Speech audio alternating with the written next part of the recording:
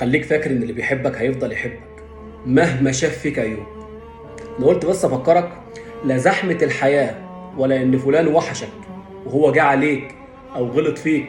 او كان بيحاول يكسرك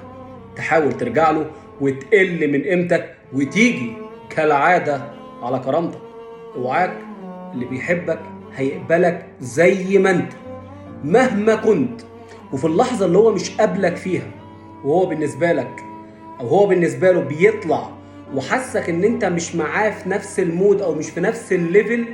لو بيحبك بجد بيعرفك بمنتهى الاحترام وبمنتهى الود: انا يا فلان الفترة دي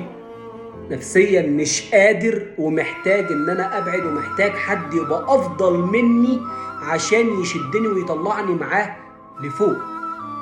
مش عشان خاطر كده يكسرك ويذل فيك ويحاول يموت